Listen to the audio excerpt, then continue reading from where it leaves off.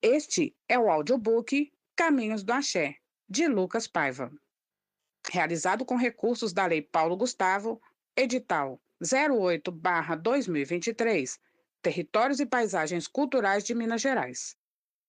Sob a força ancestral da palavra e o sopro sagrado do som, esta obra ecoa memórias, saberes e caminhos de fé. Na voz de Márcia Rocha, com edição sonora de Márcio Zaum, coordenação de Marlúcia Albino, design gráfico de Rodrigo Fernandes e ilustrações de Isabelle Maria. Este trabalho é mais que um audiobook, é um chamado à escuta sensível dos territórios do Axé. Lei Paulo Gustavo, cultura viva nos territórios de Minas. Capítulo 1. A reflexão. Um garoto jovem, parado, olhando as estrelas numa praia. Ele sabe que está fora de quase todo o padrão que se coloca na sociedade. Uma esperança o incomoda. Como pode incomodar uma esperança? Ele questiona. Não era para trazer um bom sentimento? Na verdade, não. A esperança serve para movimentar o ser onde quer que ele esteja. Afinal, sem movimentação, ele se torna apenas alguém que apenas deseja. Então ele olha para si e vê que é além do que ele espera. Ele detém o mais forte de todos os poderes, o poder de ser ele. E isso ninguém pode ter, apenas ele, seja na tristeza profunda ou na alegria intensa. Ele é filho do mar, das águas turbulentas que fazem a maré subir. Dentro dele, há intensidade demais. Talvez por isso, o padrão não lhe serve. Quem é do mar tem uma infinidade de possibilidades.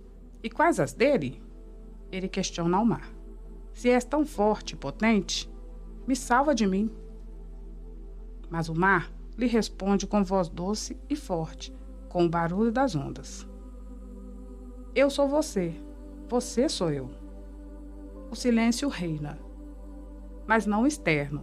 As ondas ainda batem nas pedras entre si. Mas o interno, a reflexão onde se faz entender que o ser só é quando aceita ser o mais profundo. Do mesmo modo, até mesmo a NASA não quis mais estudar os segredos do fundo do mar. O jovem sabe que dentro dele há segredos que apenas o mais profundo silêncio poderão ser trabalhados e organizados. Enfim, apenas no mais perfeito silêncio, ele trilha o autoconhecimento. O que há de tão profundo, forte e intenso num ser de 20 e poucos anos? Será ele um protagonista de uma história tão curta? De onde vem a revolta mais íntima que o faz repensar a vida ao refletir duas grandes potências como o céu e o mar? Ah, o céu não encontra o mar, mas o toca na linha reta do horizonte. Lá mesmo onde ele sabe que seu espírito foi gerado. A profundidade do encanto do questionamento pode ser motivo de não apenas entender a vida, mas de se entender enquanto vida. Há segredos que nem o mar, nem o jovem podem contar, mas estão ali. Sua preocupação, então, muda. Ele agora tem noção, mesmo que mínima, de quem é. Mas quem poderia navegar neste mar turbulento olhando para o céu? Não é apenas coragem que deve ter, mas força. Quem ele deve permitir que navegue? Pois quando o mar não aceita o marinheiro, o engole. Como já tinham lhe dito, a sereia em silêncio é mais perigosa do que cantando. E assim começa sua jornada. Capítulo 2. O encontro com a sereia. O jovem decide sentar em uma pedra sem aproximar do mar. Se sente vigiado, mas ao olhar ao redor, não vê ninguém. Volta a observar as ondas, que não param, mas vão se acalmando. Bem ao longe, começa a ouvir um canto. Uma voz feminina, doce e suave. Penetra nos seus ouvidos e vai sentindo uma paz profunda. Aquela inquietação se dissipa. Ele relaxa, não sente medo, pois ele é o próprio mar. De longe, vê a figura de uma mulher, metade peixe, que canta enquanto penteia seus cabelos lisos. Tudo lhe parece metafórico, mas ele permanece observando. A sereia lhe olha, sorri e continua. Ela já o conhece. Ele não se lembra dela. Aos poucos, vai se aproximando. Não por medo, mas para entender o que de fato está acontecendo. Afinal, a má fama das sereias cria nele certa precaução. Ele não quer morrer. Ele então pergunta a ela por qual nome esse tão doce ser atende. Surpresa, a sereia interrompe seu canto e lhe diz: por muitos. Uns me chamam de Janaína, Sereia, Mãe d'Água e Iemanjá. Mas você me chame de mãe, pois até em seus pensamentos eu lhe ouço. O jovem sorri e não entende a mensagem do mar. Como podes tu ser minha mãe, sendo eu humano? Ao indagar, a resposta lhe toca o mais íntimo. Gerei o que há de mais belo em ti, sua essência. O jovem não entende bem ainda. Afinal, o que é sua essência? O que pode ser tão central, mas ao mesmo tempo básico para lhe dar características? A sereia demonstra graça ao ver o jovem refletindo. Queres tanto conhecer a vida? Ah, como queres entender ela, não é mesmo? Sim, esta jornada tem por objetivo isso, conhecer e entender a vida. A sereia para de se pentear e lhe diz com voz doce e terna: quando te escolhi, te entreguei um dom. Ser mar profundo. No mar, toda a vida começou. Ao mesmo tempo, lhe divido com aquele que é a morte. Para entender a vida e compreender o mistério que esta carrega, precisa entender o que é morrer. A morte é se entregar, se envolver, se doar. Aqui estou eu, aquela que simplesmente é. E aí está você, fruto da vida e da morte. Sorrindo, voltou a pentear seus cabelos longos. Seu canto parece mais alto. Sua delicadeza permanece intacta. Um ser tão poderoso pode ser calmo? Ela se encontra sozinha. A beleza é seu atributo principal. Mas o jovem percebe que as marcas de uma vida longamente vivida também são perceptíveis quando se observa bem. Ao redor da sereia nadam peixes das mais variadas espécies, e alguns chegam a presenteá-la com pérolas, conchas e pedras transparentes. Parecem valiosas, de preço e de sentimento. A todos ela acena com que agradecendo, sem desfazer de nenhum. Ela parece rica, mas se alegra com a devoção e gratidão dos que chegam ao seu redor. Quanta beleza contida em cada gesto! Sem perceber, o jovem exclama: um peixe lhe para os pés, depositando uma pérola entre eles. Pode pegar, diz ela. Como meu filho, devo lhe dar caminhos para garantir seu sustento. Estou dentro de você, mas em breve nos encontraremos novamente. A sereia se aproxima do jovem. Lhe beija a testa, recitando uma oração que parece ser em outra língua. Omomi Ibeze Ayemi. Neste momento, se sente amado, mas a sereia volta ao fundo do mar. Não há canto, nem mais peixes.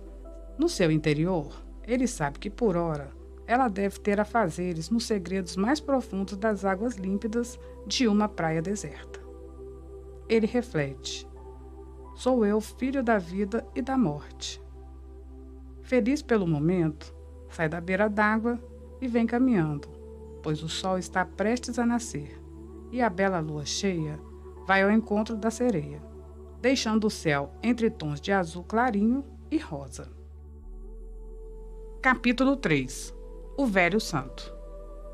Continuando sua caminhada, o jovem se depara com uma casinha simples, feita de pau a pique, com telhado de palha. A casa não demonstra de início a grandeza daquele que mora nela. Há um velho sentado num banquinho, bem na entrada. Algo chama a atenção do jovem. O homem está coberto por uma roupa de palha. Não se vê seu rosto, mas se sente sua seriedade. Mesmo assim, o jovem vai se aproximando e percebe que, com um sinal de mão, o homem lhe chama para mais perto. O jovem chega perto e o cumprimenta. O velho levanta, lhe dá um abraço e o convida a se sentar em uma esteira já preparada em frente ao banquinho. O velho começa a lhe banhar com pipocas. A energia transcende tudo que o ser humano possa explicar. Durante esse ritual, o jovem vê que ao lado da casa se encontra um cruzeiro grande, onde pessoas vestidas de branco magicamente aparecem e somem. Todos dizem, como que murmurando: "Ah, Totô, silêncio, o rei está entre nós." De fato, o silêncio do local é ensurdecedor. Após este banho, o velho lhe diz, bem baixinho: "Eu sou a cura, eu sou as doenças, eu sou a morte, eu sou a vida, eu sou a terra que clama em silêncio.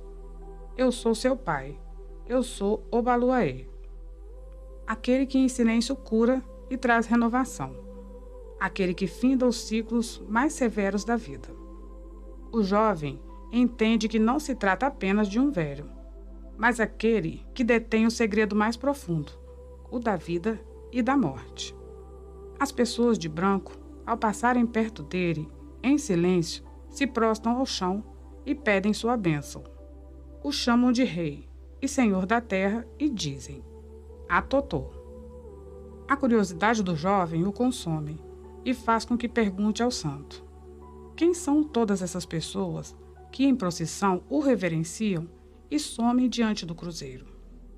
A resposta é clara e objetiva: comando os mortos e os conduzo para além desta terra.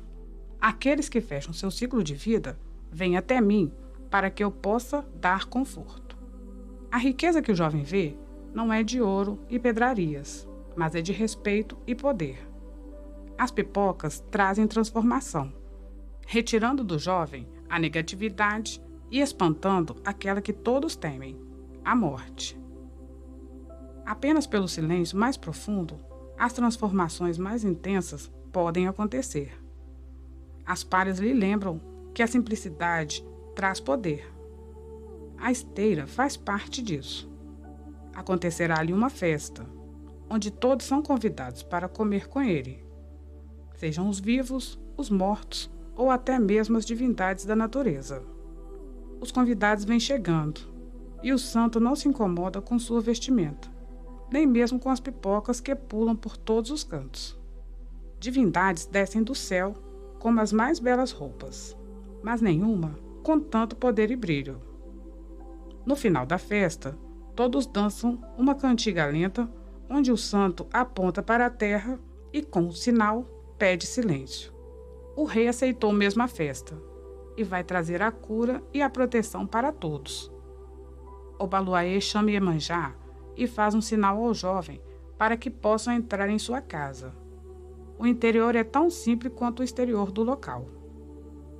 Num abraço apertado, diz ao jovem: "Hoje você comeu com o rei. Terá saúde e perdão para seus erros. Minha proteção para sempre haverá de te acompanhar. Aqui estamos, eu e minha mãe, aqueles que te escolheram a dedo.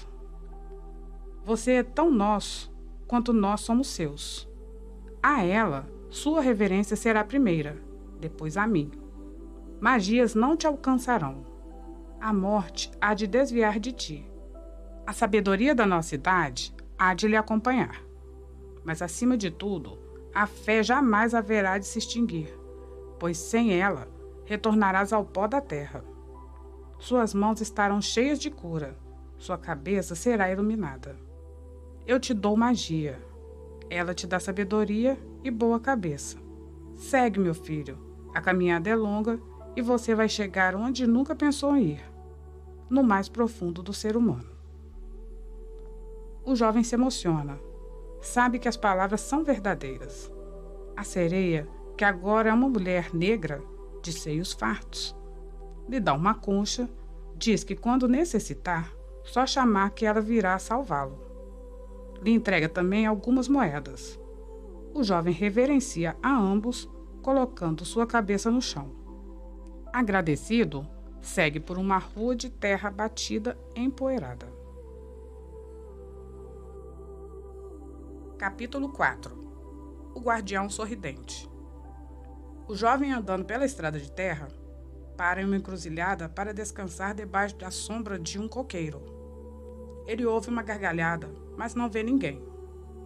Volta a sentar-se e, em pouco tempo, ouve novamente a gargalhada de novo. O jovem se levanta, não com medo, mas já enfurecido com a brincadeira.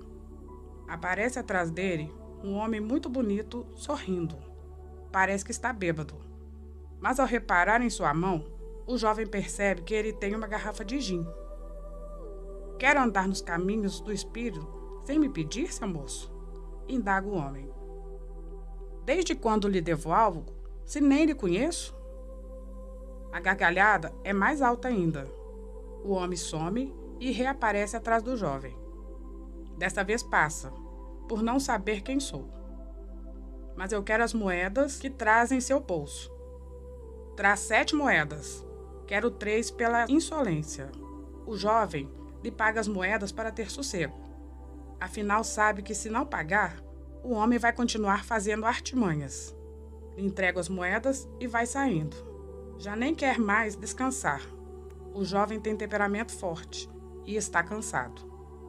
O homem grita: não quer saber seu destino? Não quer saber para onde ir, filho da sereia? Não quer saber seu ontem ou seu amanhã? O jovem retorna curioso com as palavras dele. Afinal, como ele sabe de sua mãe? Eu sou o caminho. Sou aquele que é o caráter humano. Sou a boa festa, sou a boa bebida, o bom sexo, a comunicação. Sem minha permissão, o Orum não chega ao Aie, nem o Aie chega ao Orum. Eu que levo as preces e trago as respostas. Eu sou Exu, aquele que come primeiro, é chamado primeiro, que é o início. O jovem percebe que aquele homem é importante. És então um guardião do universo? Diz com encanto. Acertou. Sim, eu sou. Pela inteligência que tem, vamos comer algo junto. Te dou água e gin. O jovem acha que vai para uma casa ou algum outro lugar. Exu se senta na esquina da encruzilhada e chama o jovem. Este entende que a natureza é a morada primordial dessas divindades. Ali estão um prato de barro com carne, uma espécie de farofa, água, gin e frutas. Exu come de tudo com fartura, sorri e bebe seu gin. Há velas também ao seu redor. Quando percebe que o jovem repara nas velas, diz: não é encontro isso não. É só para comer e seguir seu caminho com mais força, pois eu vou deixar você ir. Com uma gargalhada, o jovem se diverte com Exu, o que faz se sentir feliz. Eu vejo que você vai além do que pensa. Meu olho vê até onde ninguém vê. Existe bondade em seu coração, mas isso pode trazer tristeza. Aproveite o momento, pois todos são únicos. Pergunte o que quiser a quem quiser. Terá que aprender para ensinar. Do contrário, só fará besteiras na vida. Aprenda com os erros alheios para não precisar errar. Me dê 3 moedas, pois nada faço de graça. Eu sei do íntimo humano, a ponto de entender o que é a maldade. Muitos me pedem caminho, mas sem saber andar. Caminho eu dou, mas a responsabilidade é de quem pedir. Todos trazem um destino. Eu ajudo a trilhar quem merece. Bebo, fumo, como de tudo que me derem. Afinal, é isso que eu uso para fazer acontecer o que pedem. A fala é meu domínio maior. Comunico e faço comunicar. Seu pai gosta de silêncio. Eu não. Ao dizer isso, Exu gargalha. O jovem questiona. Muitos falam do meu caminho, mas qual é? Apenas estou seguindo, mas entendo o que devo fazer. Exu muda de semblante e se preocupa. Se não se entender, não saberá o que fazer. Traz em si uma força grande. Seu caminho é estar nas mazelas dos homens trazendo luz. Mais que isso, vou deixar você descobrir. Exu se levanta, sorri limpando o rosto sujo de farofa. Dá um gole no gin, oferece ao jovem e lhe aconselha a direção a seguir, dizendo que precisa de armamentos.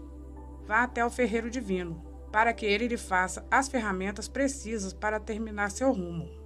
E some da mesma forma que surgiu. O jovem está em estado de alegria, sorridente como o guardião. Segue a estrada. Capítulo 5. O ferreiro. Em pouco tempo, o jovem vê uma casa onde o homem lhe esperava. Seja bem-vindo. Meu irmão já me disse que era para lhe esperar e lhe trazer umas ferramentas. És tu o filho de Iemanjá e do velho Obaluaê, aquele que vem trazer caminho e luz aos desviados e desesperançosos. Em surpresa, o jovem indaga. Seu irmão, Exu, mas estava agora com ele. Como pode ter lhe dito tanto? Exu matou um pássaro ontem, com a pedra que julgou hoje. Ele tem seus mistérios. Disse de sua simplicidade e esforço. Eu sou Ogum, senhor das guerras, do ferro, da tecnologia e das ferramentas. Também sou filho de Sereia. Ogum leva o jovem para os fundos da casa, onde uma grande forja já está preparada para a criação de ferramentas. Ogum ensina ao jovem que nem toda batalha deve ser guerreada e que, às vezes, sair de cena pode garantir a vitória. Muitas vezes, os inimigos conseguem se autodestruir sem precisar da intervenção de um guerreiro da luz. Aquele que fala demais deve ser sempre deixado de lado, pois sua derrota é sempre iminente. Deverá sempre se preocupar com os inimigos que não fazem barulho, pois esses atiram sem que se possa ver. O brado de uma guerra só poderá ser ouvido quando a certeza da vitória se faz presente. Com conselhos sobre a guerra, seja ela física ou não, o jovem passa a entender que a complexidade da vida é parte de sua beleza. O suar das ferramentas batendo chama a atenção de todos. Sabem que o deus da guerra está montando mais uma batalha. Ogum, por um momento, parece pensativo e diz ao jovem: cuidado com as guerras que o coração constrói. São sempre passos largos para a derrota. Eu mesmo, querendo tomar o reino de Oxum, me apaixonei por ela, e foi a única que me derrotou. Quando o coração luta, há sempre um engano por trás. Pode ficar cego e, assim, sofrer as mais dolorosas traições. Pés no chão, olhos ao redor e mãos na espada. Lembre-se sempre disso. O jovem sabe que a expressão mãos na espada não é apenas para atacar. Como já dizia o sangrento Maquiavel, é preciso muitas vezes impor o respeito pelo medo. Ao observar Ogum na forja, o aprendizado é grande. Aquele que manipulou o fogo para seu trabalho sabe que o calor das emoções é vital. O sangue que corre nas veias não é frio. A energia de movimentar esquenta o corpo e a alma. Uma faca pequena, chamada adaga, fica pronta. Ao entregar o jovem, Ogum lhe diz: a adaga é a faca das bruxas. Um instrumento pequeno, mas que tem o poder gigantesco. Deve guardar onde ninguém vê. Tanto a adaga como seu poder mais interno, onde ninguém vê, para que não se deduza os pontos fracos. Isso também é uma forma de estratégia de guerra. Ao guardá-la na cintura, por baixo da blusa, o jovem vê que mais uma ferramenta está quase pronta. Para que precisarei de tantas coisas? Não basta apresentar-me como o filho de quem sou? Quem haverá de desejar mal a mim no meu caminho? De fato, até o momento nenhuma tormenta chegou aos caminhos do jovem. Mas nem todos os dias são ensolarados, e devemos sempre nos precaver para os dias de chuva intensa. Ogum ouve e, com um sorriso maroto, entendendo a ingenuidade da pergunta, lhe repreende. Não cabe a ti ter ego inflado. Aprenda a se diminuir quando preciso for. Até mesmo eu, Deus da guerra, das ferramentas, tenho precisão de abaixar-me ao meu irmão quando preciso ir à terra. Da mesma forma, até aquela que é o vento em si e para si, necessitou das minhas ferramentas para aprender a lutar e defender a si e seus filhos. Todo caminho tem desafios profundos. Melhor ir preparado do que sem arma alguma. Assim, Ogum lhe entrega uma lança, recomendando que quando estiver novamente com a sereia, que peça que a encante. As armas estão aqui. Vá até as matas e busque o grande caçador. Ele haverá de lhe ensinar a como prover a casa e não passar fome, mas cuidado com as artimanhas da floresta. Seu perigo é sempre maior que sua beleza. Com um aperto de mão, Ogum conduz o jovem até o portão. Lhe deseja sorte e instrui que sempre que passar onde o trem anda, que possa saudá-lo assim sendo. Ele virá para ouvi-lo. Agradecido, o jovem segue rumo à floresta, que não é tão longe. Nessa caminhada, vai pensando em tudo até o momento. Parece um sonho. Será que o jovem dorme? Mas sem resultados, ele está bem acordado. Capítulo 6. O feiticeiro da mata. A noite vem chegando depois de um dia longo. O jovem vê que está na entrada da mata.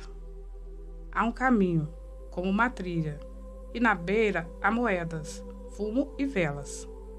O jovem ouve a voz de Janaína em sua mente. Deixe mais 3 moedas, para entrar e poder sair. Tudo ali parece muito místico, após o encontro com ela. Sem questionar, o jovem deposita as moedas pedindo licença, mesmo sem saber a quem. Ao entrar, vê uma clareira, um bom lugar para descansar até amanhecer. Ali se deita e cai em sono profundo. Ao acordar, se vê coberto por folhas. Bem próximo dele, abaixado de costas, vê também um homem vestindo apenas folhas. Ele parece fazer uma mistura num pilão. O vento passa bem forte, mas bem lento. Há cabaças enfeitando o local. Bom dia, meu senhor. Sua morada é bela, diz o jovem ao homem. Este se vira de forma abrupta e responde: obrigado, bom dia. Ele parece ser bem mais prático que o velho santo. Não se incomoda com a presença do jovem, mas não parece lhe dar tanta atenção. Ele é silencioso, mas ágil. Ao acabar de fazer sua mistura, se aproxima do jovem, retira um pouco das folhas e passa um unguento que fez numa ferida que estava em sua perna. Me machuquei e não senti. O homem responde: não é um machucado, é uma picada, mas logo vai passar. Conheço todos os segredos das ervas. Quando me tiraram elas, não me tiraram seus segredos e suas forças. Me chamo Ossan, Deus das ervas. Este é meu reino, onde tudo me deve respeito, pois sem folha nada surge neste mundo. Sem folha, nenhuma divindade permanece. Sem folha, não há atuação de nada e nem ninguém. Quando retirar o remédio, siga em frente. Ossan, com poucas palavras, ensina o que é a solidão. Que coisa magnífica! O jovem se encanta e, sentindo o unguento fazer efeito, pergunta: muitos amam o silêncio, mas há motivos para isso? O feiticeiro abaixa, quase se encostando no jovem. O olha por um bom tempo, desconfiado, mas responde: o que é a solidão, senão um estado onde seu eu se encontra com seu eu? O silêncio fala mais alto do que qualquer grito. As minhas matas são silenciosas para que eu ouça tudo. Sei cada folha que cai e cada folha que nasce. Não se assuste com o silêncio, se assuste com o barulho. Quanto maior ele é, menos se ouve ali. O jovem percebe que, mesmo sem muitas palavras, a boa vontade de ajudar faz com que sua perna se cure. Ossan lhe dá umas folhas e pede para que guarde, lhe ensinando a usar cada uma. Lhe entrega também uma cabaça encantada, que deverá ser usada apenas quando precisar se esconder.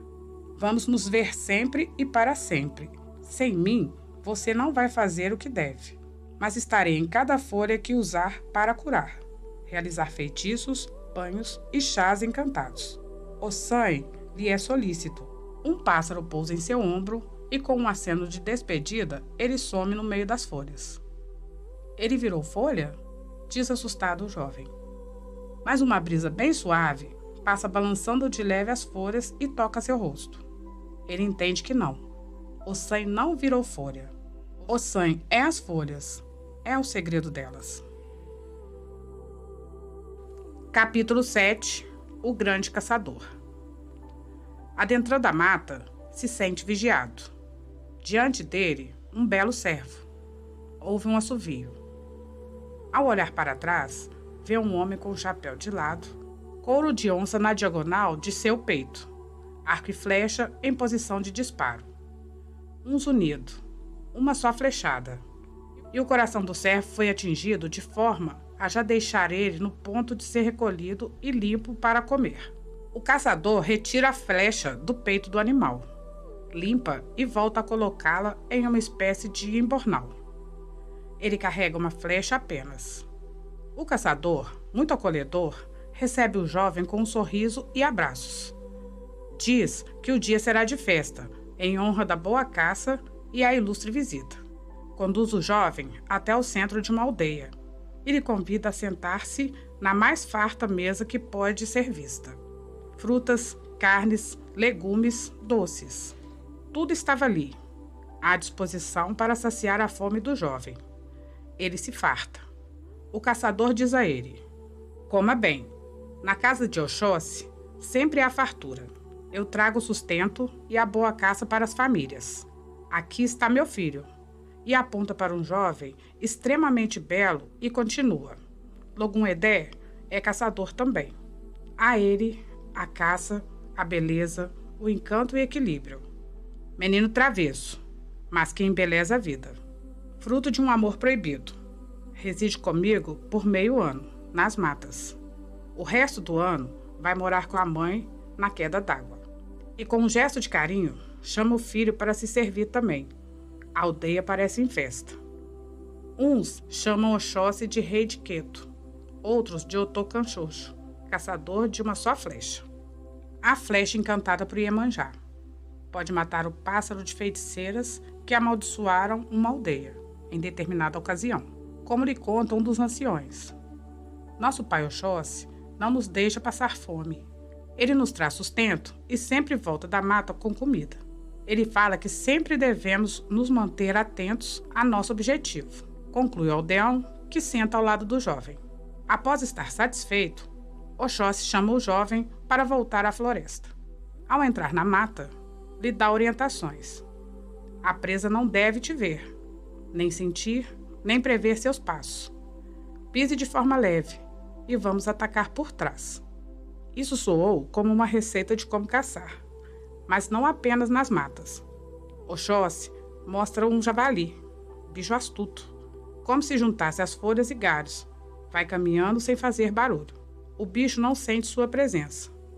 Sem querer, o jovem pisa num galho. O javali corre e eles o perdem de vista. Oxóssi ri. Como num afago, explica ao jovem: o menor dos barulhos pode fazer com que perca o jantar. Ando sem deixar rastro. Atiro pelas costas e uso somente uma flecha. Eu miro e atiro, e acerto. Seus objetivos devem ser conquistados com os mesmos traçados. Mire, atire e acerte. Vamos tentar ver se pode caçar bem. Ao dizer isso, Oxóssi leva o jovem para um local por perto. Vê mais um cervo e sussurra aos ouvidos do jovem: mire a flecha onde sabe que vai ser eficaz o ataque. Respire fundo. Sinta a presa como parte de você. Quando estava já seguro do ensinamento, com um lance, o jovem acerta o cervo, que cai ao chão. Muito bem, aprendeu a caçar. Fome já não vai passar no seu caminho. Ir atrás do seu objetivo necessita de habilidade. Como na vida, precisamos armar nossa estratégia, sentir os desafios como parte de nós. E, na medida do possível, alcançar resoluções que findem o problema. É um processo, pois eu bailo dentre os galhos. Há de ter um jogo de cintura para tudo. Agora, levamos o fruto do trabalho para a aldeia. Vão preparar para que possamos comer juntos. Pois a vitória não é só sua, é nossa. Cuido da sociedade também, trazendo sustento e afastando as bruxas. Você em breve terá parte comigo também. O jovem sorri, se sente em casa. O grande caçador de beleza única parece o inserir em sua família. Há um propósito na minha vida. Consigo sentir isso. Não me sinto fora do padrão, dentro de uma caixa. Aqui me sinto feliz sendo eu. Na casa de Oxóssi, não há apenas fartura de comida, mas de alegria e satisfação. Todos parecem bem. Devem ter seus problemas, mas sabe que é necessário resolver eles com jogo de cintura, sabedoria e foco. O jovem passa a tarde ali, para descansar e poder se alimentar bem. Capítulo 8. Iroko, a árvore do mistério. O jovem agradece ao caçador pelos ensinamentos e alimentos. Vai seguir seu caminho agora, com mais certeza de que a natureza é a expressão máxima do divino. Há uma árvore grande, chamada gameleira, em um local que dá para o jovem dormir. Ele sobe em um dos seus galhos, deita e se enrola no couro de onça que Oxóssi lhe deu. Seu sono não chega. As angústias começam a querer se aproximarem de novo. A gameleira faz um barulho estranho, como se falasse. Mas enfim, uma árvore grande e velha deve ranger de noite. O jovem se lembra das mais doidas lembranças. Se pudesse voltar atrás, faria muita coisa diferente. O tempo não me foi propício. Precisei amadurecer muito cedo. Muito deixei de viver para cuidar daqueles que precisavam de mim. Mas agora para frente, sei que poderei seguir com mais força e sabedoria. Já muito aprendi sobre a vida. Muito preciso aprender ainda. Que venham bons tempos. Nesse momento, a gameleira lhe pergunta: o que fará para que eu possa ser bom ou mal? O jovem ri, mas um sorriso que não acredita no que está acontecendo. Já estou com sono. Ouvir a árvore que fala? Este é o cúmulo do absurdo. Devo estar enlouquecendo. Ao falar isso, o jovem tem uma inusitada resposta da árvore. Antes de experimentar do caminho espiritual, não acreditava na cobra falante que comia maçã? Se não me fazer o bem, não hei de fazer-te também. A árvore se sacode e o jovem é jogado ao chão. Sim, eu estou ainda na minha consciência. Uma árvore me fala sobre a vida. Tu pareces ser antiga. Deve ter visto muito. Até mesmo o que os olhos duvidam. Ao se dirigir com respeito e carinho, a árvore lhe abraça e o coloca de novo deitado em seus galhos. Me fazes bem, te faço bem também. Eu sou o tempo das coisas. Mudo as estações, as horas e os minutos. Mudo a vida e sentimentos. Subo a maré e posso abaixar ela. Me chame de Iroko, a árvore da vida. Sim, vejo tudo o que acontece e ajo de forma incisiva sobre cada ser vivente. Aos maus, sou mau. Aos bons, sou bom. Defino as provações da vida para que possam amadurecer seus espíritos tão pobres e pequenos. Eu sou apenas o que fizer de mim. Se me fizer bem, também o faço. Se me fizer mau uso, serei o pior dos castigos. O jovem percebe que o tempo não são apenas horas, é a vida em si. O que faz de mal, tu me castigas. Mas por que pune os bons? Por que punes aqueles que não merecem castigo? Vejo o sofrimento se estender sobre a terra de forma devastadora e parece que nada é feito para salvar os inocentes. Iroko não se incomoda com a pergunta, mas analisa o que responder. Há perguntas que a resposta o ser humano ainda não responde. Eu sou reflexo de ações, seja desta ou de vidas anteriores. Muitos vêm para que possam pedir e se sentirem ajudados. Necessitam de amor e carinho, por vários motivos de encarnações anteriores. Não tomo decisão por ninguém. Apenas reajo de acordo com a realidade de cada um. Lembra que te disseram que cada um escolhe seu próprio destino? No Orum, já sabiam pelo que poderiam passar aqui. A terra precisa ser limpa.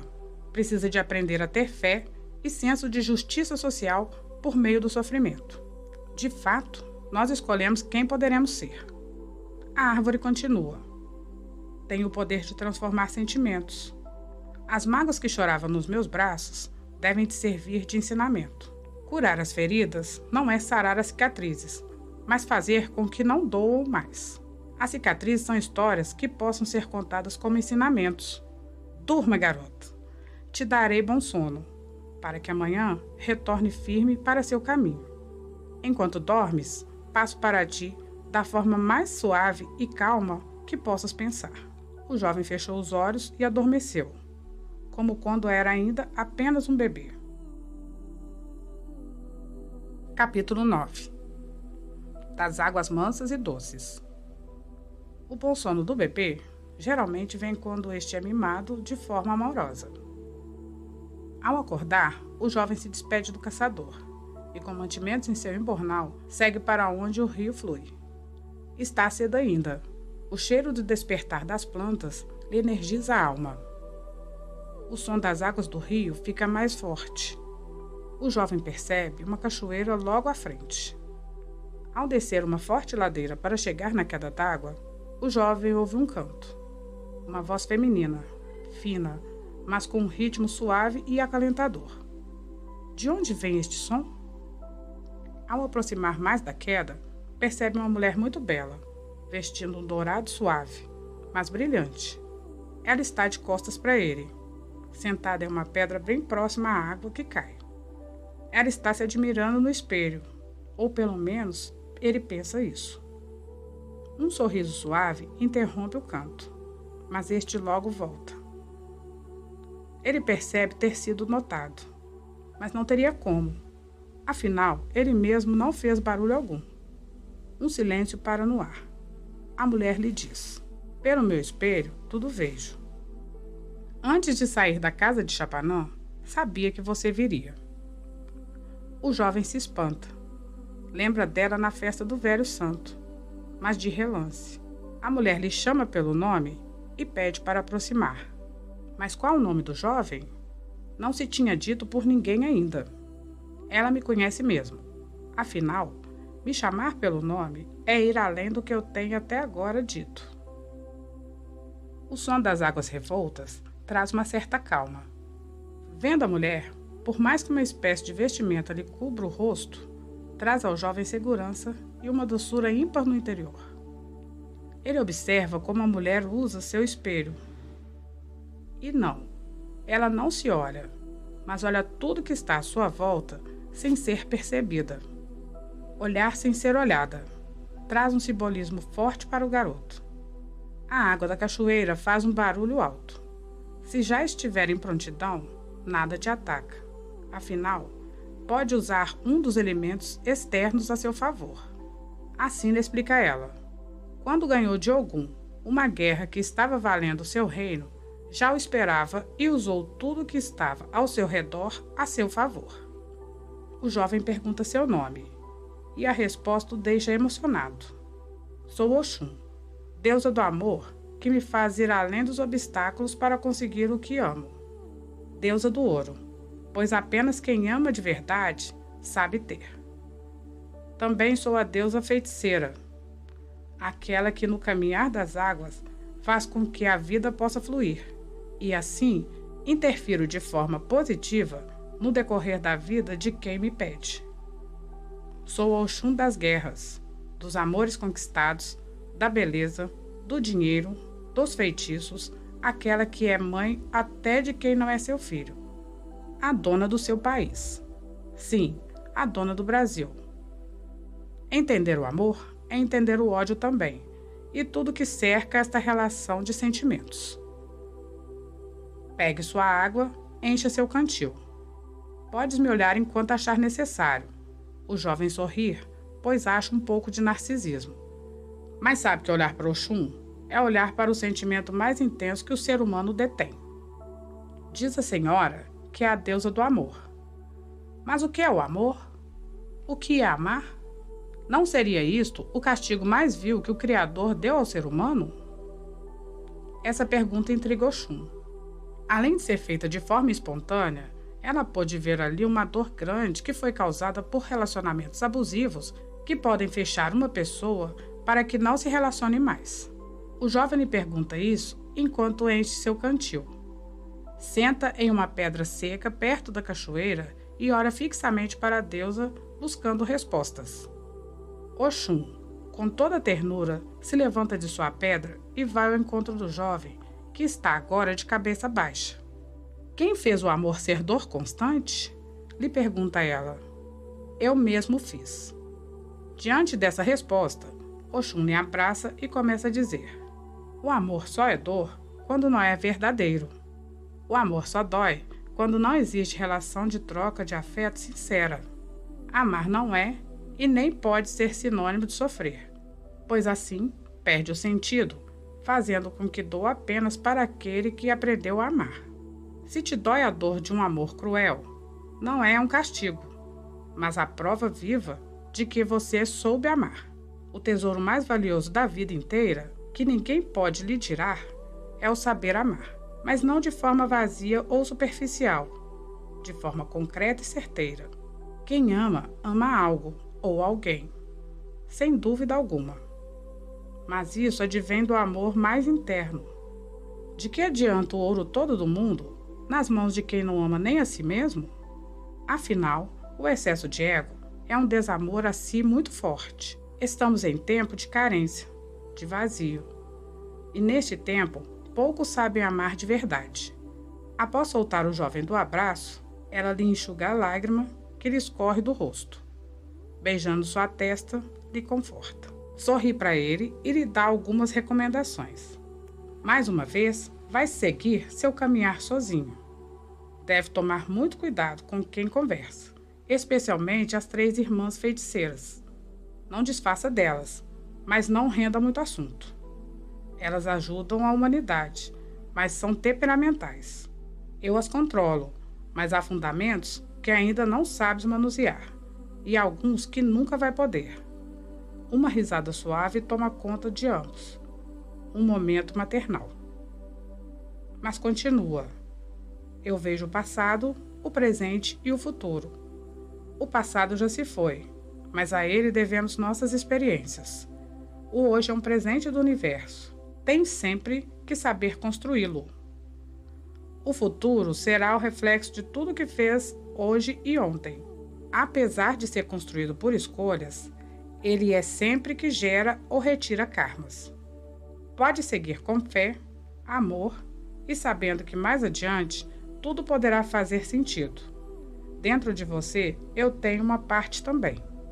O jovem se despede de Oxum com um apertado abraço. Ela lhe molha os olhos, prometendo visão de tudo aquilo que está por vir. Diz que sempre deverá ouvir sua intuição. Afinal, é por ela que ele sempre vai conectar intimamente com a divindade suprema. O jovem segue feliz, aliviado, mas acima de tudo, se sentindo amado. Capítulo 10. Vento, ventania, furacão. No caminho, o jovem sente uma leve brisa passando por seu rosto. Contudo, o calor começa a se fazer presente na trilha. Vendo o bambuzal, o jovem para um pouco, senta-se e vai se alimentar. Os ventos ficam cada vez mais fortes. A poeira se levanta do chão, formando redemoinhos maiores que aquele que o observa.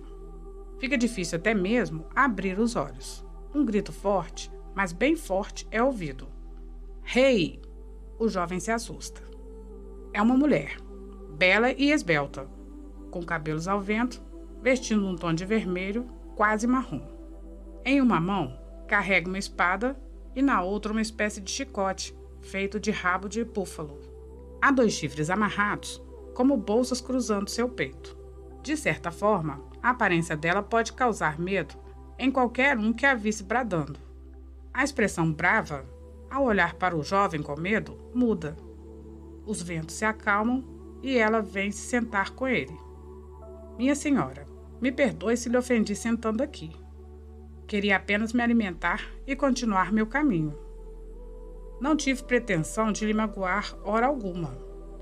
O jovem, ao dizer isso, vai juntando as suas coisas com bastante temor. O brado não sai de sua cabeça. Ah, que isso? Você pode ficar, sou Inhansã. E você, o filho de uma antiga promessa, o filhinho da sereia. Acertei? O jovem fica um pouco perdido. Aquela braveza toda se acalmou no mesmo instante do vento e se mostrou uma amiga. Aceitando o convite para se sentar de volta, Yansan lhe explica. Tenho domínio sobre os eguns, espíritos que podem vir de forma consciente ou não para perturbar o caminho das pessoas. Sua luz e encanto desperta a inveja de quem não pode brilhar de forma sadia, sem querer pisar nos outros ou até mesmo sem fazer coisas erradas. E nem me pergunte o que é certo ou errado. No interior, você sabe, e não sou dessas que tem muita paciência como minha irmã que visitou mais cedo. Com todo o respeito que lhe devo, minha senhora, pude perceber isso, diz o jovem no momento de brincadeira. Eles sorriem, mas como é de praxe, a mente do jovem tem que indagar algo. Ao olhar para ela, entende que por trás de uma guerreira indomável há uma mulher simples que brinca e sorri. Ninguém doma os ventos. Hoje tive essa certeza. Inhansã é a mulher que devora os eguns em seu brado e ventos, mas que também acaricia o rosto numa brisa tão suave e leve. Já te admiro sem mesmo ter visto muito, mas o bastante. O diálogo continua com Inhansã. Nem sempre preciso me apresentar mesmo. Meus ventos falam por mim. Contudo, a força mais interna deve ser a que externaliza a potência, pois para vencer alguns inimigos, jogo de cintura nem sempre é recomendado. Sempre fui mulher, sempre fui atrás daquilo que é meu por direito. Sempre conquistei minhas vitórias por mérito daquela que luta com veemência. Ao falar isso, se transforma em um búfalo e pergunta o que o jovem vê. Este responde o nome do animal. Ela continua, já se transformando em mulher. Nem tudo é o que se vê. Para ser búfalo, forte e indomável, é preciso ser mulher frágil e com sentimentos. Ser Inhansã é ser isso tudo e mais ainda. Nos seus caminhos, sou a proteção na guerra que você não vê. Sou a força interna que você precisa. Sou o bailar dos ventos que emanam energia e que limpam seus caminhos. Sou o brado forte de um ilá que estremece a terra, a tempestade que derruba o céu, mas sem perder minha força feminina. Sou quem dança com seu pai Omulu na calunga pequena, encaminhando os mortos, mas também bailo com Exu, espantando a morte do caminho. Sou a esposa da justiça, que enfrenta as desigualdades alheias como se fossem as minhas. Se alimente com o que vem da terra para fortificar seu corpo material, mas siga sempre com a cabeça erguida. Lhe entrego meus 2 chifres para que sempre que precise, batendo eles, eu chegue de forma a defender sua vida e história.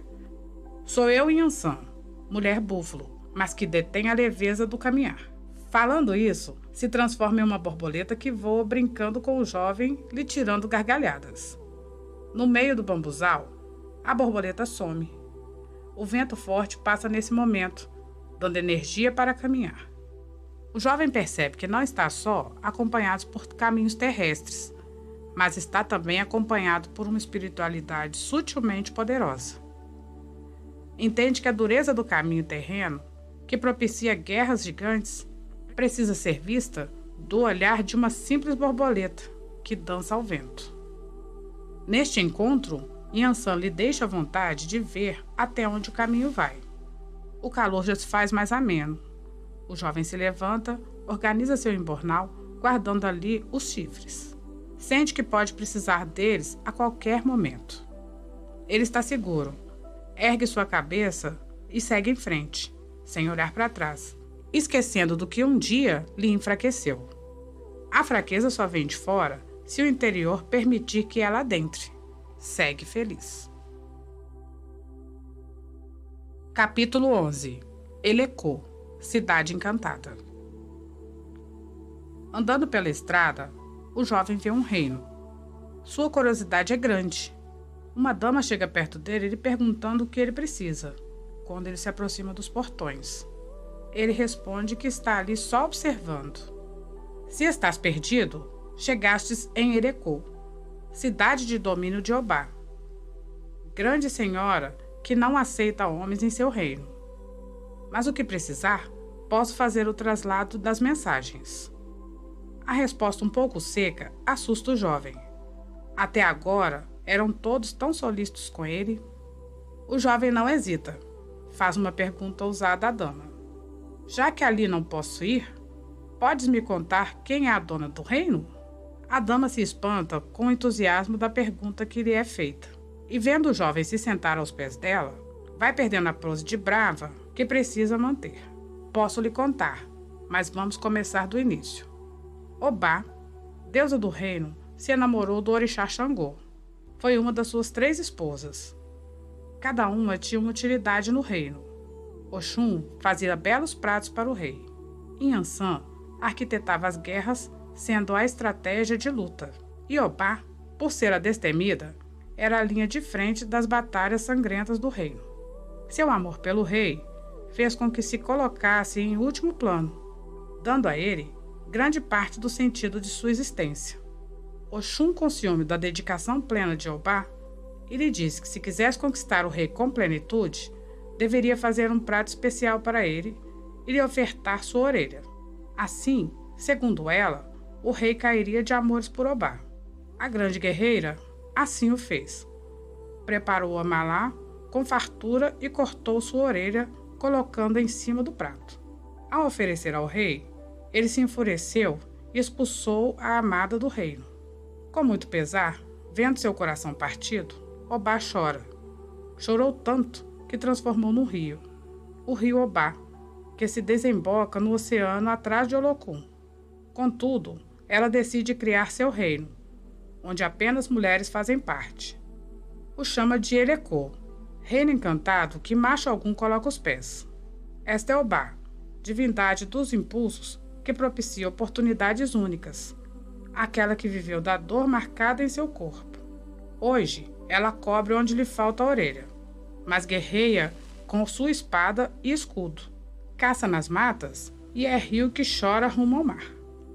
O jovem percebe a profundidade de uma história em que a intensidade fez marcas eternas.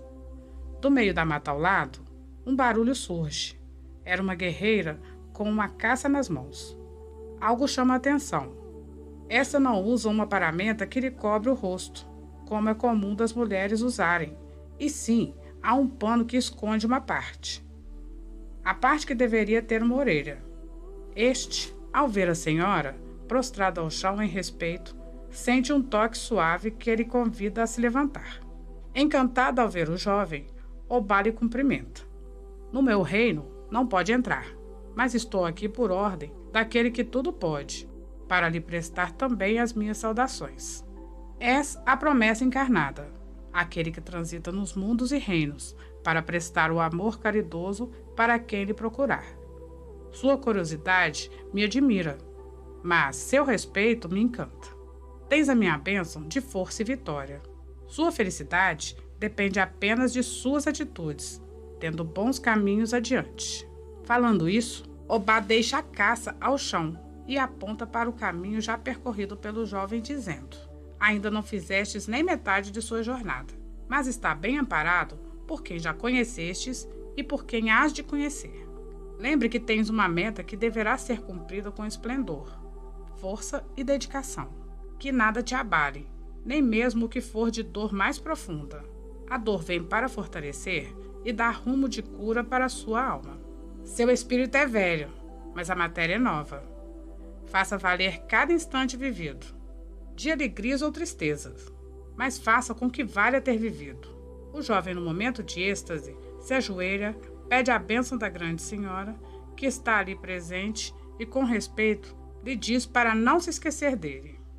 Obá lhe levanta do chão e, com um hilar forte de guerra, brada para que seus caminhos sejam seguros e firmes, como o fogo que ela forja suas ferramentas, prósperos como as matas que sustentam e dão caça ao seu reino, e que seja suave como o rio que leva as dores embora. O jovem agradece à dama por tão importante e grande ensinamento e oportunidade de diálogo. Volta para a estrada que ele aguarda calma, quieta, mas com ânsias de levá-lo até onde ele precisa chegar. O caminho é longo, mas o jovem o percorre pensando em tudo que já vivenciou até o momento. Capítulo 12. O rei que come fogo. Já voltando para a estrada, o jovem ouve uma gargalhada que lhe é conhecida. Olhando para o lado, vê seu amigo e guardião Exu, o Senhor dos Caminhos. Lembrou-se de mim? Fico feliz por isso. Exu ouve o jovem e lhe estende uma mão dizendo: podes ficar feliz mesmo, mas preciso de mais 3 moedas para que com esta energia faça seu caminho ficar mais certeiro. Para onde vais agora necessita de proteção e sabedoria. Uma palavra mal falada pode lhe custar a vida. O rei é bravo, cospe fogo e faz trovão do estalar de dedos. O que vais ver, nunca viste antes, mas mantenha a pose de bom moço. Estarei com você, mas não perto, mas próximo. O jovem fica um tanto perdido nas palavras de Exu, mas sabe que se perguntar novamente, seria mais difícil de entender. Lhe paga as 3 moedas e, com um sorriso maroto, chama Exu de amigo levado, o arteiro mais fiel da caminhada. Exu gargalha e toma uma bela golada de gin. De onde Exu tirou a garrafa? Só se sabe que ele está bebendo desde cedo, pois cheira a álcool. Se o rei é bravo assim, não podes mesmo entrar bêbado na casa dele. Atrevido, nem bêbado estou. Furaram minha caneca e tenho que beber no gargalo. Se queres que eu lhe acompanhe, te assossegues, para eu não me arrepender e ir embora. A resposta de Exu fez o jovem gargalhar. Exu volta ao seu humor original e aponta um trono em cima de uma pedreira. Vai ter que subir lá, diz Exu gargalhando. Te espero aqui, mas lembre de estar de cabeça baixa o tempo todo. Ouça mais, fale menos. O jovem sobe a pedreira e percebe que quanto mais sobe, mais quente fica. Ao chegar no topo, apesar do custo, vê um trono vazio. Logo pensa ser uma brincadeira do seu amigo Exu. Porém o céu, que estava aberto, se fecha e cai um raio em cima do trono. Assustado, o jovem vê que o raio cai, cria uma forma de homem e o céu se abre de volta. Com a cabeça baixa, ele ouve o trovão dizer: Filho da sereia, estás diante do rei da justiça. Xangô me chamo, e quero conhecer-te e ver se és digno do caminho que lhe é prometido. Com voz trêmula, apenas uma coisa o jovem responde: Sim, senhor, estou aqui. Tens o coração puro, mas ainda não entendeste bem das maldades e crueldades no caminho da vida. Justiça e misericórdia não nascem para andar juntas. É como misturar água fresca e limpa com azeite de dendê. Mas vai ser preciso entender isso e misturar a si mesmo. Olhe para mim e veja o que faço para ser grande juiz do universo. Levantando a cabeça, o jovem vê que nas mãos de Xangô está uma gamela, um certo prato feito de madeira pura. Dentro do prato há apenas fogo. Xangô segura o fogo com as mãos e vai comendo. Ao se saciar de comer fogo, oferece ao jovem, que recusa dizendo ainda ser carne, não podendo ingerir fogo. Exatamente. Ambição não tens. Terás oportunidades no caminho de usufruir do material que não lhe convém. Poderás enriquecer e fazer prodígio às custas da riqueza de quem mal a tem. Honestidade e seriedade deverá ser sua bússola, como fogo para poder ditar as leis. O que falo acontece. A ponta da minha língua é de brasas ardentes. Julgo o universo. Cada acontecimento tem uma posterior sentença minha. Quem deve não me chama, pois cobrarei. Quem é injusto arderá na minha cólera. Quem não é honesto, vestirei de fogo ardente. Quem usa do mundo espiritual para se promover, vai ter a cabeça queimada. Agora, aquele que desrespeitar a espiritualidade, como já ouviste certas histórias, hei de derrubar minha pedreira sobre ele. Debaixo do sol, não há quem não me deva respeito e presta conta aos seus erros. Eu sou a justiça, sou a liderança, sou o trabalho árduo que gera lucro. Sou o grande juiz, sou o fogo que não se apaga. Sou raio, trovão e tempestade. Apenas uma consegue me acalmar, a mãe das águas, sua e minha mãe, Iemanjá. A única por quem chorei de tristeza quando vi voltar para o oceano. Como irmão, filho protegido, vai sempre entender minha posição severa. Ao ouvir isso, o jovem sente como se estivesse explodindo por dentro. Xangô se levanta e se aproxima da fogueira. Convida o jovem para prestigiar. O rei dança ao redor da fogueira, fazendo o fogo dançar com ele. Xangô vai se juntando ao fogo, de forma harmoniosamente assustadora, se transforma em fogo, quebrada e solta raios aos seus olhos. A dança é ritmada e animada. Diante das músicas em uma língua antiga, consegue entender um pedido. Nos proteja da ira dos daomeanos. O tempo começa a se fechar novamente. Raios caem sobre a terra. Toda vez que Xangô abre a boca, ecoam-se trovões ensurdecedores. Ele é fogo.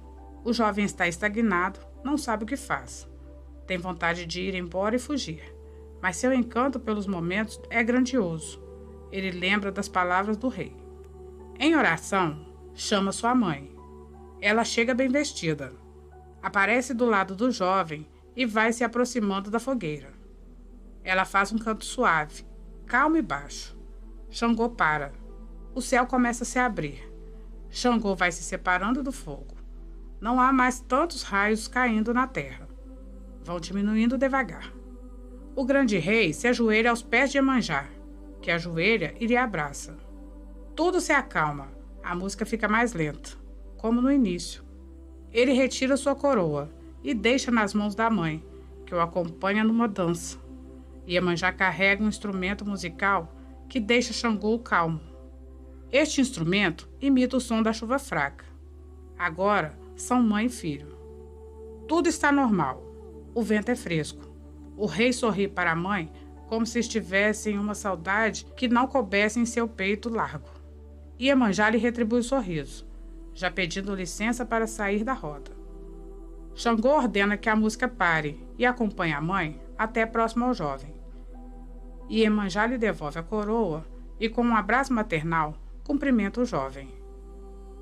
Diz ela a ele: Vai, meu filho, encontre Exu e siga seu caminho. Hoje conheceste a justiça.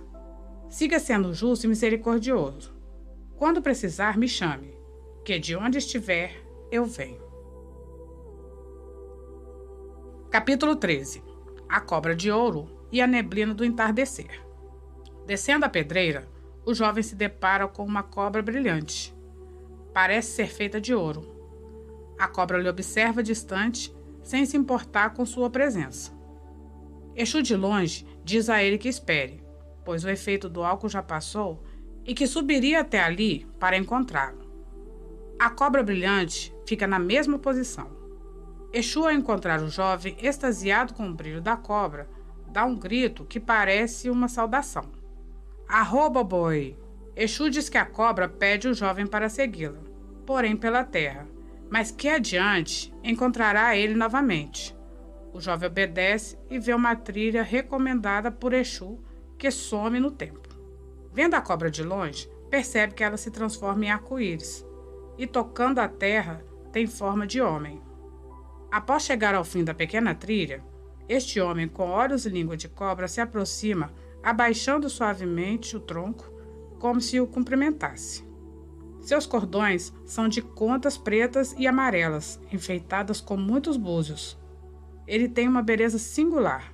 O homem lhe convida a se sentar num ponto que a passagem é intrigante.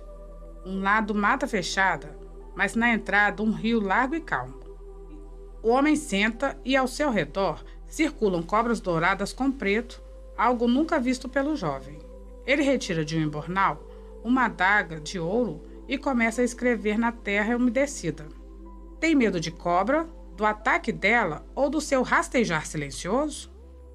Esta pergunta faz o jovem refletir e lhe responde: A cobra por si só não me fará mal. Apenas me atacará se eu me fizer como perigo para ela. Mas seu rastejar me faz perdê-la de vista e não perceber sua presença. A natureza é misteriosa, mas inofensiva quando não sou ofensivo a ela. Com essa resposta, o homem para seu desenho e fixa seu olhar penetrante aos olhos do jovem. Exatamente, tu és a promessa encarnada. Sou Oxumaré, a cobra divina que leva a água ao reino de Xangô. Traz a chuva fina e sutil e se transforma em arco-íris, relembrando que o processo da água é a movimentação da terra e dos seres. Sou a evidência dos cegos que carnalmente não veem o espiritual agindo. Lembrarás de mim quando tiveres que acessar os mistérios profundos do ser, e também quando as chuvas quiserem destruir a terra com sua água que limpa. Sou o ciclo que se fecha e se abre. mas queria garantir minha presença sutilmente rápida na sua caminhada. Oxumaré, Deus cobra e Deus homem, te abençoa para seguir próspero e com intuição para fechar ciclos ruins e auxiliar na lida com os bons ciclos. Não vou me demorar, tenho serviço a fazer e cuidar do meu tesouro. Te presenteio com búzios, símbolo da mais alta classe da espiritualidade. Com eles, um dia, irás ver o destino dos desafortunados que precisam de amparo. Dou-te 16, mas não poderás julgá-los agora, pois o segredo, Exu só te ensinará quando tiveres idade certa. Falando isso, Oxumaré se transforma em cobra dourada novamente e se destina ao fundo da mata virgem e silenciosa. O jovem está cansado. Mais um dia se foi. Continua ali olhando a paisagem. O sol começa a se pôr, deixando o céu rosado. Uma neblina encobre o local de forma sutil e cuidadosa. Viste meu irmão? O jovem ouve a voz, sem entender de onde ela vem. Seu irmão eu vi, mas vós não consigo. A neblina está densa. Se aproxime, vamos conversar. A voz responde docemente. Já estou aqui do seu lado. Sou a neblina sutil que torna a terra fresca, mas posso dar suavidade aos caminhos. Dizendo isso, a cobra aparece aos pés do jovem. Me chamam de Euá, aquela que traz a vida na serenidade e jovialidade de uma neblina fresca e de um arco-íris que se cruza todo o firmamento. Irmã de Oxumaré, que mesmo tendo 1000 formas, tem a forma de uma moça pura que caça nas matas e se tornou independente de quem quer que seja o ser. Posso ser tímida e ser sua melhor amiga, ou posso apenas lhe virar as costas. Sua presença alegrou até o mais tímido de todos os encantados presentes no mundo. Vim dar-te um abraço de amiga, pois gosto de quando você sorri com o coração, mostrando sua pureza na alma. Virando uma moça bela, eu a sorri timidamente e abraço o jovem. Ela ia indo embora quando o jovem lhe chama de novo. Euá, senhora de grandes segredos que a luz esconde, me dê a graça de ser puro para merecer as bênçãos divinais que pretendo ter em meus caminhos. Euá sorri, pensa um pouco e lhe diz que será sua amiga. E isso já basta para trazer para sua vida a pureza que deseja. A pureza verdadeira vem sempre de dentro, do coração e da alma. Se não os macular, a mim sempre vai encontrar. Sorrindo, Euá vira neblina, trazendo frescor à noite que cobre a terra. Olhando ao lado, o jovem vê que as cobras lhe presenteiam com a construção de uma cabana segura e quente. Ali, ele há de passar a noite para descansar a matéria carnal e revigorar o espírito para mais um dia de caminhada na busca de seu interior divinizado, que agora entende como espírito. Capítulo 14. A lama que forma o homem. Assim que o sol nasceu, Exu foi acordar o jovem com toda animação, coisa que o jovem nunca tem ao acordar. Vamos levantar? Falta pouco para caminhar agora. Levanta. Anda, criança. Seu destino está perto. O jovem retruca. Mas já viesse cedo me perturbar? Queria apenas dormir mais para descansar. Vá embora e volte mais tarde. Enquanto dormes, o tempo passa. Vai dormir mais não. Vamos, levanta. E se me aporrinhares, dizendo que lhe perturbo, jogarei um pote de carvão em ti, como fiz com o velho Oxalá. Lave o rosto no rio e põe essas cobras para correr. Vamos alimentar e você vai seguir. O jovem levanta, espanta delicadamente as cobras e lava seu rosto. Senta ao lado de Exu, que aparenta irradiar felicidade, num sorriso maior que já tenha dado ao garoto. Se alimentam e Exu se despede sumindo no tempo. Veio me acordar para sumir? Esse Exu é travesso, mas se não viesse me acordar, não teria força para levantar. O caminho parece duro, não acaba nunca. O jovem vai falando isso e seguindo a estrada que aparenta ter chovido durante a noite. A cada passo, a terra fica mais molhada. O cheiro de terra molhada faz o jovem revigorar seu humor. Porém, a terra molhada já virou lama. Seus pés afundam, mas ele continua. Sabe que mesmo quando os pés afundam, quando o caminho é certo, não se deve parar. Mesmo quando Exu lhe acorda com arruaça. Sons de sapato vão ficando mais fortes. Há um lago de água turva perto da estrada. Mas há algo diferente ali. Uma senhora vestindo roupas roxas e violeta está no meio do lago, como se caminhasse sobre as águas. O jovem aproxima com calma. A senhora lhe aponta um canto do lado. O jovem vê seu avô e pessoas importantes para ele que foram embora. Fizeram sua passagem rumo ao espiritual, deixando na terra sua matéria. O jovem chora ao ver que todos ali estão felizes e acenando para ele. Ao ver sua tia-avó que mais estimava, o jovem tenta entrar no lago e ir até ela, mas a senhora repreende. Fique aí. São seus ancestrais. Ouça eles, mas ainda não é o momento de ir ao encontro deles. Sua ancestralidade está aqui, para lembrar que o futuro só se constrói com o passado. Eles me devolvem meu barro com o qual foram feitos, mas comando a ancestralidade que ajuda os seres a serem bons. Não me importo com quem és, mas com o que serás diante do que já foste. O jovem se emociona, percebe que não apenas aquelas divindades o reconheceram e se alegram, mas também os mais próximos a si. Sua avó lhe diz de longe: Ei, esta é Nanã, a senhora de toda sabedoria.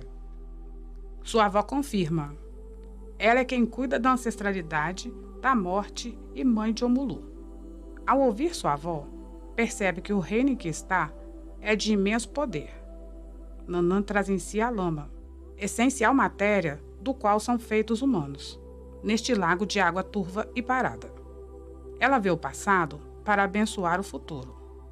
Nanã se aproxima sem sair da água, com seriedade, mas com um carinho quase palpável.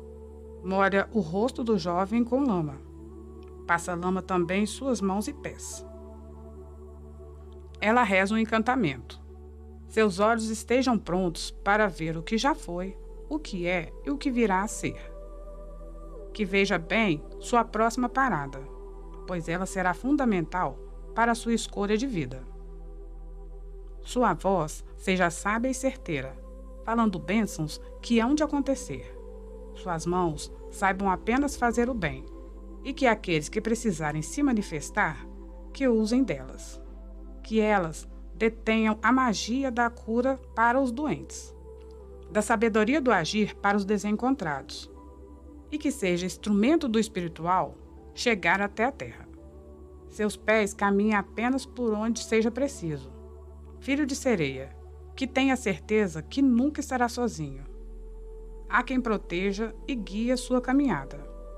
Quem veio antes de você te prepara para aqueles que virão depois. Deverá ser sempre poço onde há de oferecer água fresca e limpa de sabedoria, turva de mistério e magia, e revoltas de energia para quem precisar beber. Saluba! Foi a resposta a cada uma das invocações da Santa Nanã Buruquê, senhora séria, de magia e poder incomensurável. Faz o jovem entender que a ancestralidade não é apenas ontem, mas hoje e amanhã também será. Esse encontro reforça no coração do jovem a necessidade de se doar para a vida espiritual. Ele sabe que precisa continuar o que outros antes dele já faziam. Há uma missão na Terra, mesmo que ainda sem entender ela. Seu coração se anima. Nanã o leva até uma parte mais límpida do lago, o banha e lhe entrega roupas brancas e limpas. Presenteia o jovem com um cordão de contas brancas, que vão do seu pescoço até próxima à altura do seu umbigo. Seus ancestrais se despedem dele, com sorriso e acenos de carinho. Nanã lhe recomenda: a próxima experiência há de te mudar por completo. Seja luz onde há luz, seja sabedoria onde há ignorância, seja evolução onde houver estagnação espiritual. Eu, Nanã, a senhora das almas ancestrais e da lama da qual é feito o ser humano, estarei do lado para lhe auxiliar. Quando quiseres conselho, me chame. Neste momento, seus ancestrais já não estavam mais ali, e a santa ia se fundindo com o lago pouco a pouco. O som dos sapos volta a ser forte. O jovem segue, com saudade no coração, mas com a certeza que este é seu caminho. Voltando para a estrada, faço a prece. Nanã, Senhora Divina, a caridade seja minha meta, que a sabedoria seja meu alimento e que a bondade seja meu amparo. A estrada é tão turva e incerta quanto as águas do seu lago, mas continuo firme na minha missão. E assim, segue adiante. Capítulo 15. Cubra-nos com seu manto branco. A estrada vai terminando. No topo de uma montanha, um homem alto, vestindo branco, com detalhes pequenos azul claro, está de prontidão para acolher o jovem. Tudo é muito sereno. O homem tem uma espada de prata e uma vareta enrolada em fita branca presa às suas costas. Ele é Oxaguian, deus da sociedade, das guerras não sangrentas, do caos e da ordem. Ele estende a mão para o jovem, que, assegurando, admira as nuvens do céu. O tempo não está fechado. Oxaguian lhe diz: sou um dos orixalás, orixás que vestem branco, chamados também de Funfun, como inhame pilado, como símbolo da minha força, e está convidado a comer comigo.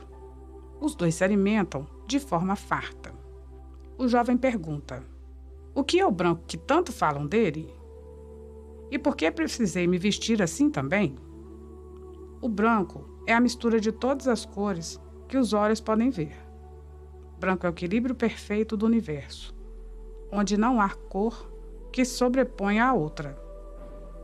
Vestir branco é se vestir do equilíbrio universal para conseguir elevar o que há de mais precioso em ti, seu Ori. Ser do branco é ser do equilíbrio que evolui o ser terreno enquanto ser divino. É se tornar o que pretende sem perder a essência do ser em si primordial. Não aceitamos preto ou qualquer cor que traga mistério e excesso em sua composição. Oxaguian é aquele que te mostra as nuvens, com os pés no chão. Quem te evolui, sabendo que mesmo tendo limites, a meta é ser perfeito, como o branco é perfeito. Olha só este pano. Se cair qualquer gota, por menor que seja de outra cor, o branco perde a sua essência de clareza e o foco será a gota errante. Entendendo que a sabedoria de Oxaguian é pura, o jovem silencia enquanto come o inhame pilado e ouve tambores que soam uma cantiga suave que faz com que o santo se levante e vá dançar contente, recebendo aqueles que vieram lhe prestigiar. O jovem vê todos os orixás e, mais que depressa, se coloca ao lado de Iemanjá e de Omulu. Estes lhe recebem com carinho e também o convida a dançar e observar. Eles dançam prestigiando Oxalá, mas em dado momento, todos se ajoelham. Um pano completamente branco desce do céu. Ao tocar a terra, se ergue mostrando um homem velho, vestindo branco e tendo nas mãos um cajado enfeitado com contas. Este anda bem devagar. Aparenta ter dificuldade ao andar, mas deve ser por conta da idade, que supera a de Omulu e de Nanã. Ele se senta num trono branco, onde pousam pombas e nos pés aproximam caramujos. O jovem, a pedido de Omulu, vai até ele, se ajoelha e beija suas mãos enrugadas. Um canto começa saudando Oxalufã. O jovem entende que este é seu nome. Oxalufã aproxima seu rosto coberto por contas ao ouvido do jovem. Fala baixo, cansado. Meu filho, chegastes até aqui. É uma prova de sua dedicação a nós, sem mesmo nos conhecer bem. Mas também é uma prova para nós que escolhemos o certo. Neste momento, Iemanjá e Omulu se aproximam também. Se ajoelham aos pés de Oxalufã, que continua. Estes serão sempre seus protetores, seus pais, seu refúgio mais seguro.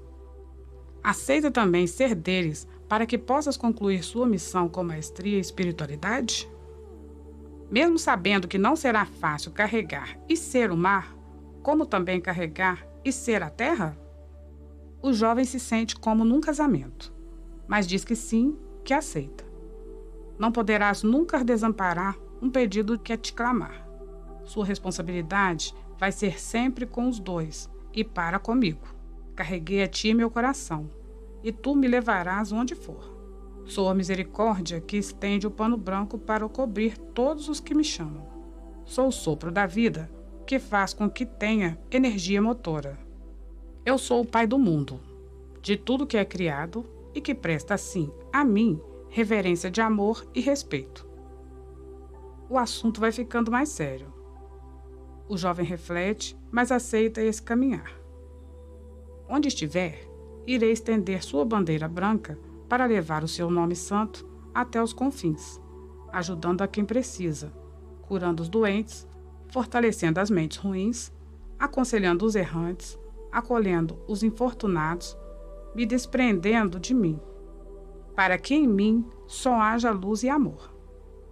Estarei na caminhada com firmeza de um guerreiro, presteza de uma sereia, sabedoria de um velho, atento como uma mãe, mas acima de tudo, de braços abertos esperando que assim possa proteger quem a mim recorrer. Isso é o que mais quero. Em teus momentos ruins, sabe quem chamar. Terás então mais alguns dos meus filhos para fazerem parte de ti e serem espelho, força, irmandade e direção. Falando isso, Oxalufã convida a se aproximar. Exu, Oxum e Nanã. O jovem olha para Exu e sorri. Lembra das gargalhadas e traquinagens. Vê em Oxum o poder que ela mesma lhe prometeu, e em Nanã a sabedoria de olhar para trás e construir o amanhã. Oxalufã lhe pergunta a última vez: tem certeza do que está aceitando? Mais que tudo em minha vida, responde prontamente o jovem. Oxalufã lhe dá um abraço, com o qual o jovem parece adormecer. Sua alma entra em êxtase. Capítulo 16. O início da missão. Será que tudo foi apenas um sonho? Mas era tão real. O jovem não sente mais nada. Não consegue abrir o olho. Acho que eu morri, logo pensa. Aos poucos, ouve de longe um tocar de tambores. Aparenta ser bem distante. Seu corpo mexe, mas sem sua permissão. Por um momento, o jovem desespera. Como posso mexer, sem nem saber se estou vivo? Como ouço sons, mas não consigo abrir os olhos? Neste momento, sente uma brisa leve passando em seu rosto. Algo está cobrindo seu rosto. Para poder tranquilizar este jovem, lhe é permitido cerrar os olhos. Ele se vê em uma roupa extremamente igual à que Iemanjá vestia. Sente em sua cabeça uma coroa e dela desprendem contas que lhe tampam o rosto. Ao tentar olhar ao redor, vê mais alguém vestindo como Exu. Ao lado, como a Oxum, e mais adiante, como a Nanã. O que está acontecendo? Vejo pessoas, mas não entendo. Seu corpo relaxa novamente. Seu despertar se dá num quartinho. Agora sim, ele vê, ouve e sente normalmente. Troca de roupa rapidamente. Está de branco, como estava quando Oxalufã lhe abraçou. A filha é formada. A garota que estava vestida como Exu, a garota que estava vestida como Oxum, ele e a garota que estava vestida como Nanã saem em passos ritmados para o salão. Dão uma volta e se sentam numa esteira. O olhar da dona da casa reluz satisfação e passa um sentimento de vitória. Ela canta com a alma para abençoar um bolo que estava esperando para o final do que parece ser uma festa. O jovem ouve um nome novo. Sabe que é o dele. Pelo olhar da dona da casa, ele pode ligar o que ouve. No momento de êxtase, ele entende tudo o que aconteceu em seu espírito. A caminhada na estrada como a Bian o fez conhecer os orixás. O termo vem do significado de feto, pois neste momento há uma preparação para o nascimento e noivado. O abraço de Oxalufã o torna Iaô de Iemanjá, significa noivo. Como na promessa, ele agora é um com Iemanjá. O fomo do barco, sendo o terceiro na ordem da hierarquia. A caminhada de conhecimento não acabou, mas agora ele não está apenas conhecendo, mas levando adiante tudo que aprendeu e de que lhe foi ensinado e pedido. Ele agora faz parte da religião dos orixás. E a religião dos orixás faz parte dele. Quando todos vão até eles para lhes desejarem felicidades, ele entende que cada abraço é um desejo de força para a caminhada. E ouve, nós vencemos, daquela que o estendeu a mão quando ele pensou em desistir. Lágrimas de alegria e alívio rolam do seu rosto. Ele renasceu. Renasceu das águas que trazem força ao Ori, sua cabeça, e sustenta a vida. Renasceu da terra que cura e traz estabilidade. Renasceu pelas mãos de Oxóssi e de Omulu, sendo criado pelas mãos de outro Omulu. Ele está ali, sem cabelo, sem barba, como um bebê. O que é mais belo para um homem, ele dá em gratidão e serviço a seu orixá. Mas sabe que seu coração não se importa, pois lá dentro canta como se nunca tivesse tido um dia tão feliz na vida dele. Relembra seus ancestrais, que sabem a importância do momento. Relembra suas quedas, que tanto ensinaram. Relembra sua mãe de sangue e seus irmãos, que lutaram arduamente para conquistarem o que têm hoje, mas que venceram. Relembra um sorriso de Iemanjá, que o acolheu, e da bondade do Santo Velho, que o livrou de perigos de morte. Relembra da força que Oxóssi lhe deu, quando, por misericórdia, o toma em seus braços para cuidar de seu espírito. E tudo passou. Agora ele segue o novo caminho que aceitou, de amor, bondade, caridade e de luta. E assim ele termina. À grande senhora da minha vida, dedico não somente este livro, mas toda a minha existência. E Iemanjá me fez ser de todo dela, e ela se fez de toda para mim. Ao meu pai Omulu, dedico meus passos e meus encantamentos, pois ele, me livrando da morte, me fez garantir que minha meta é ajudar outros a se livrarem também. À minha mãe de sangue, dedico o espelho por onde oro todos os dias para que ela seja meu exemplo de força, empenho e vitória. Aos meus irmãos e sobrinhos, dedico meus passos para que juntos possamos trilhar o caminho da vida espiritual que está sempre à espera de uma ajuda nossa. A meu pai de sangue, dedico quem sou, pois sem sua intervenção na minha vida, não teria olhar sobre as coisas que tenho hoje. A minha mãe de santo, dedico a força e acolhimento que sempre me deu, mas prometo me espelhar para todos os que precisarem de mim. A meu pai pequeno, dedico minha espiritualidade, contando que um dia eu tenha a sabedoria e manuseio energético que ele tem. Às minhas madrinhas, dedico não somente meu novo nome, mas também as orações em cada passo que eu der, pois sei que necessito delas em todos os momentos. À minha mãe criadeira, dedico minhas vitórias, pois sua mão estendida me ajudou a estar onde cheguei. Aos meus irmãos de barco, desejo as minhas alegres gargalhadas e toda a minha força para quando precisarem. Aos meus irmãos de santo, dedico meu exemplo, para que eu possa ser fonte de sabedoria, mas também possa me alimentar da sabedoria que todos carregam dentro de si. Aos meus amigos, dedico minha fidelidade e a certeza da minha ajuda quando precisarmos uns dos outros.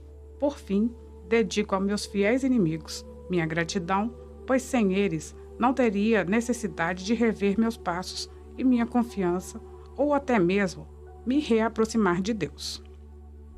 E agora, uma nova caminhada começa sendo eu, Lucas, este jovem e minha espiritualidade, sendo minha guia. Vamos juntos pelos caminhos de Axé?